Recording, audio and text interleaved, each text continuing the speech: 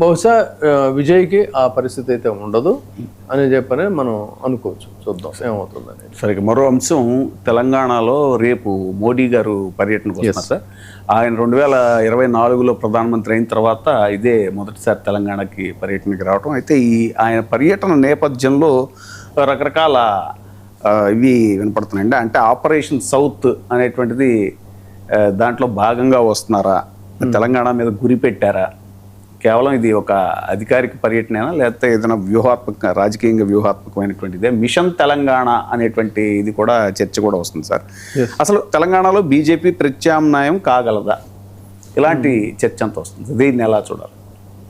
అంటే నరేంద్ర మోడీ గారు వస్తున్నదైతే ఏంటంటే ఆ స్కీమ్స్, కేంద్ర ప్రభుత్వం ఇస్తున్నటువంటి స్కీమ్స్ వాటన్నిటికి సంబంధించి ఎలా ఉంటుంది ఏంటి అనే దాని గురించి ఆయన మాట్లాడటం కోసం వస్తున్నారు అనేటువంటిది పాయింట్.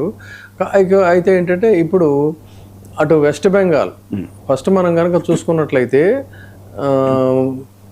వాళ్ళు మెయిన్గా బీజేపీ కాన్సన్ట్రేట్ చేసినటువంటిది మహారాష్ట్ర ఇది సక్సెస్ఫుల్గా చేశారు. ఆ తర్వాత బీహార్ కాన్సన్ట్రేట్ చేశారు. బీహార్ అయిపోయిన తర్వాత నెక్స్ట్ వెస్ట్ బెంగాల్ కోసం చాలా మనం అంతకుముందు కూడా మనం డిస్కస్ చేసాం. ఎంత సీరియస్గా అంటే ఇంచుమించు 2 సంవత్సరాల పాటు, అదేమి ఇప్పటికిప్పుడు వచ్చినటువంటి కేక్ వాక్ సక్సెస్ కాదండి.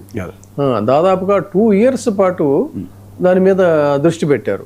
ఇన్ ఆల్ ఆస్పెక్ట్స్ చాలా మెటిక్యులస్గా మైన్యూట్ స్ట్రాటజీస్ అన్ని కూడా ప్లే చేశారు. ఇవన్నీ మనం డిస్కస్ చేసాం.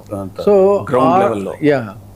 ఆ రకంగా అన్ని రకాలైనటువంటి శక్తియుక్తులన్నీ కూడా ఉపయోగించారు కాబట్టి అక్కడ మొత్తం మీద ఒక రకంగా సక్సీడ్ అయ్యారు. అయితే ఇప్పుడు ఇక్కడ గమనించాల్సింది ఏంటి అన్నట్లయితే, ఇప్పుడు నెక్స్ట్ వాళ్ళకు ఒక టార్గెట్ అనేది ఉంది. ఈ టార్గెట్ ఏంటి అని చూసినట్టయితే అదే తెలంగాణ. సో ఈ తెలంగాణలో కూడా అంటే ఈసారి చాలా సీరియస్గా వాళ్ళు చేయాలనుకుంటున్నారు.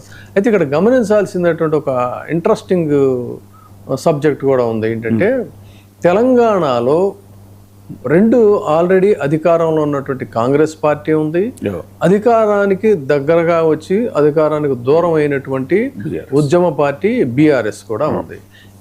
ఈ 2 బలమైన పార్టీల మధ్యలో మరి ఏ వ్యూహంతో బీజేపీ వస్తుంది, ఏ వ్యూహంతో బీజేపీ ముందుకెడుతుంది అనేటువంటిదే ఇక్కడ ఆసక్తికరమైన పరిణామం. బట్ ఏదేమైనా కూడా తెలంగాణ మీద అయితే దృష్టి సారించారు. సౌత్లో డెఫినెట్గా దీన్ని మనం కైవసం చేసుకోవాలి. ఇక్కడ వాళ్ళకి 2 ప్రాధాన్యాలు ఉన్నాయి. ఒకటి ఏంటంటే సౌత్లో తెలంగాణ రాష్ట్రంలో ఏమైనా సరే పాగా వేయాలనేటువంటిది ఒక పాయింట్ అయితే, 2 ఇక్కడ ఉన్నదేంటి కాంగ్రెస్ ప్రభుత్వం. సో కాంగ్రెస్ ప్రభుత్వాన్ని కూడా ఇక్కడ సక్సెస్ఫుల్గా దెబ్బతీయాలి.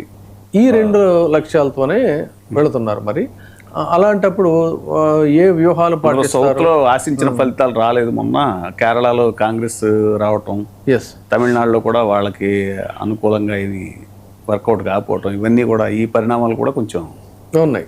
సో ఇవన్నీ కూడా ఎలా వెళతారు ఏంటి అనే దాని మీద మనం దృష్టి సారిద్దాం.